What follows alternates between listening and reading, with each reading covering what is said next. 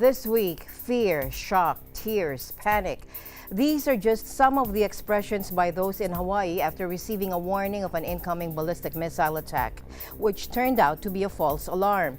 Even our own EBC Hawaii Bureau had to seek shelter first before filing this report. By Ron Hamilton. On what was supposed to be a long-awaited three-day weekend in honor of Dr. Martin Luther King Jr.'s birthday, Hawaii state residents instead received a frightening wake-up call. At approximately 8:07 a.m. Hawaii time, cell phones and mobile devices began receiving text alerts from the state government that read, "Ballistic missile threat inbound to Hawaii. Seek immediate shelter. This is not a drill." Similar alerts were also displayed on TV screens, interrupting regular programs. The U.S. Pacific Command has detected a missile threat to Hawaii. A missile may impact on land or sea within minutes. This is not a drill.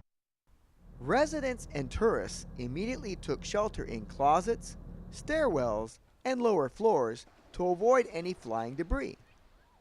Those on the road tried to seek protection in places like hospitals, schools, and churches. Meanwhile, those who are familiar with these drills were skeptical, as some sirens did not go off.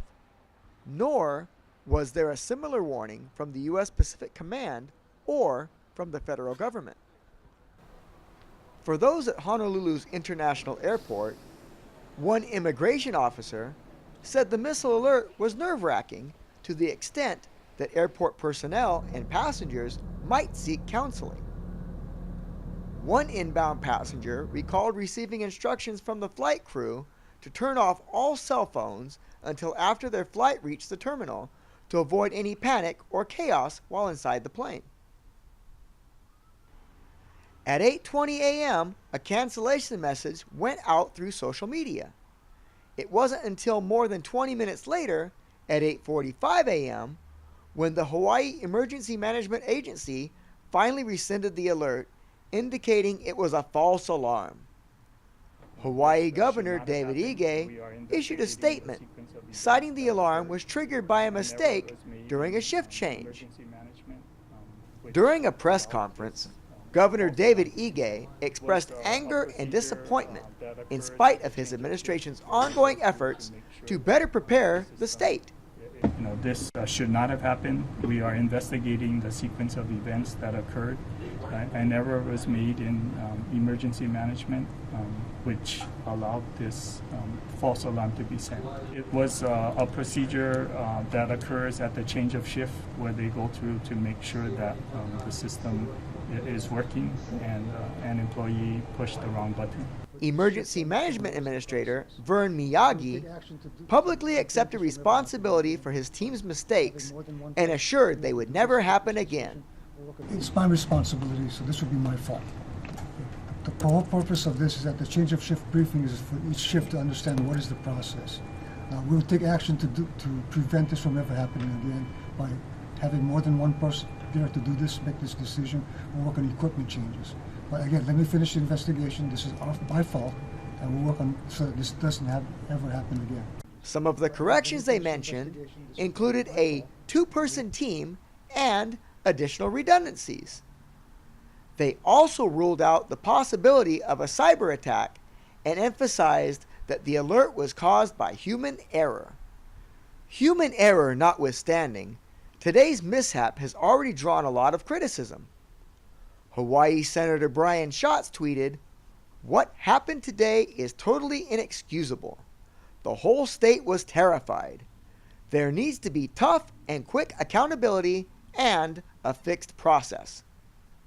Here are some reactions from today's event.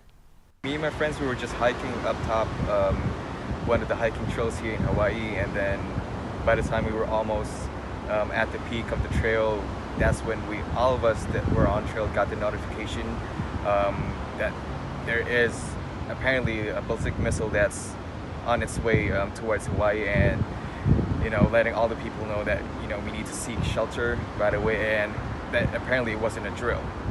So yeah, that's pretty much how it was. What was the first thing that came Well, I mean, it's crazy, you know, going here to Hawaii because I came from Seattle and came with my friends to attend an event and at the same time, you know, have fun, just go chill, and then like all of a sudden you get this notification that hey, you're pretty much going to be doomed because a missile is coming your way. So it's crazy, you know.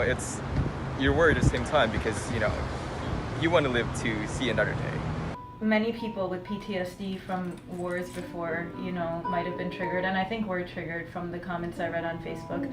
Then I figured the best place to go would be the bathroom because my apartment is brick and there's a sliding door that shuts.